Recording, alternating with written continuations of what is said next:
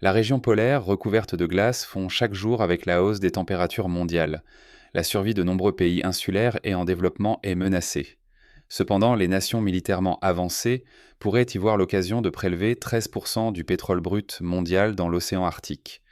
Cette terre arctique inexplorée recèle environ 90 milliards de barils de pétrole brut et un tiers du gaz naturel mondial. Environ 35 milliards de barils de pétrole brut sont utilisés chaque année dans le monde. La course est lancée. La Russie, force dominante dans la région, s'empare des territoires arides de l'Arctique grâce à sa puissance militaire. Le président Vladimir Poutine a lancé Arctic LNG 2 pour exploiter les immenses réserves de GNL de la région. Ce projet d'envergure consolidera la domination énergétique de la Russie et son statut de superpuissance mondiale. La Russie n'est pas seule dans sa quête. Les États-Unis étendent leurs revendications sur le plateau continental étendu, bien qu'ils n'aient pas signé la Convention des Nations Unies sur le droit de la mer. Le Canada, la Norvège et le Danemark se disputent le territoire arctique. Les relations internationales ont toujours tourné autour de cet or noir. Les hydrocarbures ont des répercussions sur la planète de mille façons. Des guerres aux courses automobiles, des budgets à l'électricité, des fourneaux à l'environnement. Ils alimentent notre monde moderne. Les hydrocarbures se sont formés il y a des millions d'années, mais les scientifiques n'ont découvert leur puissance motrice qu'à la fin du XIXe siècle. Le monde a radicalement changé depuis. Le pétrole brut a permis la fabrication d'équipements de grande taille, la transformation industrielle et le transport aérien. L'Amérique est le premier producteur mondial de pétrole. En 2023, l'EIA a fait état de 12,9 millions de barils par jour, soit 4,7 milliards de barils par an, soit 12% de la production mondiale de pétrole brut. La Pennsylvania Rock Oil Company a foré le premier puits de pétrole américain à Titusville. Mais comment le pétrole brut est-il extrait ? Pourquoi utilise-t-on un équipement sismique avant le forage ? En l'absence de forage direct vers la Terre, comment fonctionnent les plateformes de forage ? Découvrez-le. L'extraction du pétrole brut est une véritable science. Pour le grand public, nous avons brièvement expliqué les procédures d'extraction du pétrole brut. Nous espérons que vous vous abonnerez à notre chaîne. La géologie du site est soigneusement étudiée avant toute opération. Pour cela, on utilise des véhicules sismiques. Des camions équipés de dispositifs de vibration sont utilisés. Un système hydraulique actionne ce piston, secouant la terre. Une servovalve électro-hydraulique régule précisément la force de vibration pour obtenir le résultat souhaité. Des ondes de choc au sol sont générées par ces vibrations. Les camions sismiques étudient en profondeur le gisement pétrolier. Les humains peuvent ressentir des vibrations de 20 à 150 Hz, qui ne sont pas nocives. Le véhicule peut exercer une force de 40 000 livres par pouce carré, soit l'équivalent de plusieurs éléphants. Les scientifiques peuvent examiner la structure et la composition du sous-sol grâce à des vibrations qui pénètrent profondément dans le sol. Ces données sont essentielles pour l'exploration pétrolière et gazière, l'exploitation minière et le stockage souterrain du carbone. Les camions émettent des vibrations détectables par des équipements spécialisés. Telles une carte, ces vibrations révèlent les secrets souterrains et aident les scientifiques à comprendre l'architecture cachée de la Terre. La géoanalyse des gisements pétroliers marins fait appel à des bateaux sismiques. Ces derniers, comme les véhicules sismiques, sont équipés de sources, de récepteurs et de systèmes d'enregistrement sismique de pointe. Les bonnes pratiques incluent la sécurité des personnes en mer avant toute activité sismique. Pour prévenir les dommages, des mesures de sécurité sont mises en place. Les vagues sont progressivement renforcées pour permettre aux espèces aquatiques sensibles au bruit de fuir. Des canons à air comprimé sont utilisés à bord des navires. Ils projettent régulièrement de l'air comprimé. Le son des ondes d'air comprimé frappant le fond marin pénètre profondément dans la roche souterraine. Les ondes sonores reviennent au navire. Les ondes de retour sont reconnues, traitées et enregistrées. Grâce à l'analyse des données sismiques, les scientifiques peuvent en apprendre davantage sur la formation rocheuse, les fosses océaniques et d'autres phénomènes géologiques à l'origine de notre planète. Les données sont généralement converties en une carte 3D. Il permet de trouver le site de forage le plus sûr et le plus efficace. Une fois le site prometteur trouvé, le forage commence. Les entreprises de forage spécialisées facturent aux compagnies pétrolières la main-d'œuvre et les frais journaliers de forage. La longueur du forage dépend de la profondeur, de la dureté de la roche, des conditions météorologiques et de la distance du site. Le forage crée un puits. Les puits sont creusés dans le sol pour accéder aux réservoirs de pétrole. Les études géologiques et les données sismiques permettent de localiser les ressources pétrolières et de déterminer le site de forage. Ensuite, le terrain est nivelé et dégagé pour accueillir la plateforme de forage. L'installation de la plateforme commence par l'installation du plancher de la plateforme, précisément à l'endroit où le trépan percera le trou. Une station de pompage et une centrale électrique sont ensuite construites le long de la plateforme principale. Vient ensuite la construction de la tour. Ce monte-charge à tour soulève le trépan et ses pièces. Un trépan est installé pour forer les trous dans le sol en dernier. Des tables tournantes fixées au sol font tourner le trépan. Cette section effectue généralement des rotations du trépan de 45 à 50 fois par minute. Des tubes en acier à parois spéciales, reliés par de nombreux tubes à la table tournante, font tourner le trépan. Un poids est ajouté aux tubes rotatifs pour faciliter le forage du trépan. Ces tubes sont appelés colonnes de forage. À mesure que le forage s'approfondit, de nouvelles colonnes sont ajoutées pour étendre sa portée. Le travail est exigeant. C'est pourquoi certaines entreprises ont créé des systèmes de forage automatisés permettant d'allonger la colonne de forage. La colonne de forage reçoit des fluides spécifiques pendant le forage. Les ingénieurs en boue régulent la concentration de boue. La circulation du fluide refroidit l'équipement de forage et évacue les déblais et les matériaux forés. À mesure que le trépan creuse, d'autres tubages renforcent le trou de forage. Le ciment et un fil est introduit par les tubages pour combler les espaces entre le tube et la roche, assurant ainsi sa pérennité et sa sécurité. Forer directement jusqu'au puits est facile, mais la plupart des réservoirs de pétrole sont des poches de pétrole non connectées. Ce sont des schistes. Le pétrole est extrait des schistes par forage horizontal. Le puits tourne horizontalement et s'étend sur des milliers de mètres jusqu'au réservoir. Après le forage de chaque schiste, des dynamitages perçant le réservoir. Ensuite, de l'eau à haute pression, du sable et une petite quantité d'additifs sont injectés dans les trous percés. La roche développe de petites microfractures. Ces fissures microscopiques sont maintenues ouvertes par le sable pour permettre au pétrole, au gaz et à l'eau de s'écouler de la roche imperméable. Les États-Unis ont exploité 45 000 puits horizontaux en 2012. Le forage en mer est similaire au forage à terre, mais présente ses propres problèmes. Le forage est effectué depuis un navire flottant à des milliers de mètres au-dessus du site. Si le trépan tombe en panne, le navire le retire du puits et reprend le forage. Nous avons dû nous retirer de 6000 mètres et redescendre. Le Transocean Poséidon, un navire de forage de 281 mètres, peut plonger à 12 000 mètres. Un trépan diamanté peut percer la roche la plus dure. Il peut contenir des tonnes de tubes en acier s'étendant sur 8 km entre le navire et le point de forage. Ainsi, un trépan et son assemblage doivent supporter 80 véhicules chargés. La foration des formations rocheuses élève la température de la pointe de chaque trépan jusqu'à 400 degrés Celsius. Heureusement, ce navire de forage est équipé de 2 derricks. L'un prépare le tube tandis que l'autre fore. Ce yacht forera 8 puits sous-marins à une profondeur de 30 000 pieds. Des tuyaux les relieront ensuite et une plateforme pétrolière sera tractée jusqu'au puits pour extraire le pétrole brut du trésor sous-marin. Une plateforme pétrolière pompe le pétrole brut des puits depuis une plateforme flottante. Le Vito de Shell est sa toute dernière plateforme pétrolière. Ses 4 pieds de ponton sont immergés à 27 mètres de profondeur. Ils maintiennent la plateforme à flot, mais une plateforme flottante ne peut rester immobile. Des amarres l'ancrent donc. Vito n'est pas situé à l'aplomb du puits. Il se trouve à un point 50 km horizontalement des conduites d'écoulement à la plateforme. Cet espace empêche les tuyaux de se plier si la plateforme flottante se déplace.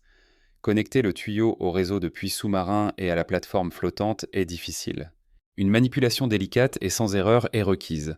Cela nécessite de raccorder des kilomètres de tuyaux épais et de les enrouler sur l'énorme dévidoir d'un navire. Ce navire Seven Seas est prêt à poser le tuyau sur le fond marin. Il flotte au-dessus de la tête de puits. Un ROV entre ensuite dans l'eau et relie le tuyau du navire à une ancre de fond. Le navire libère ensuite un tuyau pour le placer au fond de l'océan. L'angle navire-tuyau est crucial. La tour arrière du navire est alors soulevée et abaissée. Un angle trop prononcé entraînerait une déformation permanente du tuyau. Les angles obtus déstabilisent les navires. Des véhicules téléguidés relient les conduites d'écoulement aux plateformes pétrolières. Les conduites d'écoulement sont fixées à un treuil de bateau, loin de la plateforme pétrolière. La conduite est ensuite remontée à la surface. Une fois à la surface, elle est lentement tirée vers la plateforme pétrolière pour transférer la charge du bateau. Ici, 300 tonnes de tuyaux en acier pendent dans l'eau. Dans de telles situations, toute erreur est inacceptable. Le ROV déplace soigneusement la tête de la conduite d'écoulement vers un côté du ponton. L'équipe sourit une fois le puits fermé. Après le forage, les tiges de forage sont retirées et un tubage et du ciment sont installés pour terminer le puits. Cela empêche le puits de s'effondrer et permet au pétrole et au gaz de s'écouler. Une pompe à tige de pompage extrait le pétrole du puits. C'est le dispositif d'extraction de pétrole en surface le plus célèbre. Certains l'appellent pompe à tête de cheval, pompe à âne, pompe à oiseau assoiffé ou pompe à dinosaure. Le nom de pompe à chevalet est bien connu. Des moteurs électriques à grande vitesse entraînent le chevalet par l'intermédiaire de réducteurs à engrenages sur le système rotatif. Des contrepoids sont reliés par manivelle au réducteur à engrenage du système rotatif. Un bras de fosse le relie au balancier. Les tiges de pompage et le fluide sont équilibrés par ce contrepoids. Les tiges de pompage sont munies d'une tête de cheval à leur extrémité. Le train de tige pompe le pétrole brut grâce à son mouvement. La tige polie constitue la partie supérieure visible du train de tige. Le presse-étoupe évite les fuites lors du pompage. Le pétrole est également acheminé vers l'assemblage de liaison. Le pétrole est extrait des réservoirs après forage. La production primaire ramène le pétrole à la surface. Des pompes et autres équipements extraient le pétrole et le gaz du puits. Le dispositif de pompage à tige de pompage est responsable du pompage du pétrole brut du puits. Ce dispositif comprend une tige de pompage, un piston et un vérin de pompage. L'aspiration et la pression du piston et de la tige de pompage extraient le pétrole du puits. Les pompes de fond sont installées sous terre. Elles sont équipées d'un piston muni de soupapes mobiles et fixes. La soupape fixe est fermée, mais la soupape mobile s'ouvre lorsque le piston descend dans la chambre de la pompe. Les soupapes mobiles se ferment lorsque le piston remonte. Maintenir la soupape fixe ouverte permet d'extraire les liquides du réservoir. De cette façon, la pompe pompe continuellement du pétrole brut. Le pétrole brut reste brut. Une raffinerie le transforme en essence et autres produits pétroliers. Le pétrole brut doit d'abord être transporté. Des canalisations permettent de l'acheminer du puits terrestre vers une raffinerie. Les pétroliers offshore transportent le pétrole. Ces pétroliers flottants transportent 60% du pétrole mondial. Découvrez l'Universal Leader. Plus de 4000 tonnes de pétrole peuvent être transportées par ce pétrolier de 1502 pieds. La raffinerie sépare les composants du pétrole brut. Le pétrole est chauffé pour séparer les hydrocarbures comme l'essence, le diesel et le kérosène. Le raffinage comprend plusieurs étapes, dont la distillation, le craquage et le reformage. Le raffinage du pétrole brut commence par la distillation. Cette technique transforme le pétrole brut en gaz en le chauffant à 350 degrés Celsius. Des tuyaux acheminent ces gaz vers une tour fractionnée. À l'intérieur de la tour, les gaz montent à travers des calottes à bulles, des plateaux horizontaux et des chicanes. Chaque plateau est chauffé pour correspondre au point d'ébullition de l'hydrocarbure. Les hydrocarbures se condensent à partir du nuage gazeux à différentes températures, formant des fractions. Le craquage et le reformage affinent les fractions de distillation. Le craquage transforme les fractions plus lourdes en produits plus légers et à plus forte valeur ajoutée. Cette technique permet de produire de l'essence et du kérosène à partir de gazole lourd. Le reformage modifie la composition de la chaîne hydrocarbonée par des procédés chimiques sous pression. Pour obtenir plus d'essence, cette technique est employée sur des fractions légères de moindre valeur. Les flux unitaires de traitement sont combinés pour fabriquer des produits pétroliers lors des phases en finale. Le mélange d'essence dépend de l'indice d'octane, de la pression de vapeur et d'autres facteurs. Les produits finis sont stockés dans d'immenses réservoirs dans un parc de stockage près de la raffinerie avant d'être expédiés dans tout le pays. Les raffineries expédient les produits finis vers les entrepôts et les stations-service. Les pétroliers sont essentiels à ce réseau de distribution. Ils approvisionnent quotidiennement les stations-service en essence prête à l'emploi. Cependant, un pétrolier plein sur les autoroutes urbaines fait l'effet d'une bombe dans les zones résidentielles. C'est ce qui s'est produit au Pakistan en 2017 où 138 personnes ont été brûlées. Près de ces frontières, la situation est similaire. Des accidents de la route ont tué 168 000 Indiens en 2022, selon les rapports. Pour améliorer cette situation critique, Shell a lancé Humrahi pour ses chauffeurs. L'analyse des flux de trafic peut sauver des vies, améliorer la santé des chauffeurs et accroître leur confort. Les produits raffinés sont transférés vers les entrepôts et les consommateurs. Shell dispose de canalisations, de wagons et de camions-citernes. Les produits doivent arriver en toute sécurité et efficacité. Ce processus de transport est donc crucial. Les forces aériennes ont identifié une nouvelle technique pour ravitailler leurs avions à réaction et leurs aéronefs. L'entreprise américaine Orbit Fab tente depuis des années de construire un réseau de stations-service spatiales. Souhaitez-vous voyager dans l'espace si le projet réussit? Partagez dans les commentaires. Aimez, partagez et abonnez-vous. La région polaire, recouverte de glace, fond chaque jour avec la hausse des températures mondiales. La survie de nombreuses îles et pays en développement est menacée. Cependant, les nations militairement avancées pourraient y voir une opportunité de prélever 13% du pétrole brut mondial de l'océan Arctique. Cette terre arctique inexplorée recèle environ 90 milliards de barils de pétrole brut et un tiers du gaz naturel mondial. Environ 35 milliards de barils de pétrole brut sont utilisés chaque année dans le monde. La course est lancée. La Russie, puissance dominante de la région, s'empare des territoires arides de l'Arctique grâce à sa puissance militaire. Le président Vladimir Poutine a lancé Arctic LNG 2 pour exploiter les immenses réserves de GNL de la région. Ce projet d'envergure assurera la domination énergétique de la Russie et son statut de superpuissance mondiale. La Russie n'est pas seule dans sa quête. Les États-Unis étendent leurs revendications sur le plateau continental étendu, bien qu'ils n'aient pas signé la Convention des Nations Unies sur le droit de la mer. Le Canada, la Norvège et le Danemark se disputent le territoire arctique. Les relations internationales ont toujours tourné autour de cet or noir.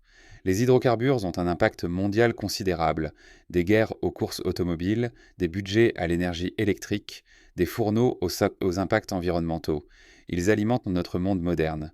Les hydrocarbures se sont formés il y a des millions d'années, mais les scientifiques n'ont découvert leur puissance motrice qu'à la fin du XIXe siècle. Le monde a radicalement changé depuis. Le pétrole brut a permis la fabrication de gros équipements, la transformation industrielle et le transport aérien. Les États-Unis sont le premier producteur mondial de pétrole. En 2023, l'EIA a rapporté 12,90 millions de barils par jour, soit 4,70 milliards de barils par an, soit 12% de la production mondiale de pétrole brut. La Pennsylvania Rock Oil Company a foré le premier puits de pétrole américain à Titusville. Mais comment extrait-on le pétrole brut? Pourquoi utilise-t-on un équipement sismique avant le forage? En l'absence de forage direct vers la terre, comment fonctionnent les plateformes de forage? Découvrez-le. L'extraction du pétrole brut est une véritable science. Nous avons brièvement expliqué les procédures d'extraction au grand public. Nous espérons que vous vous abonnerez à notre chaîne.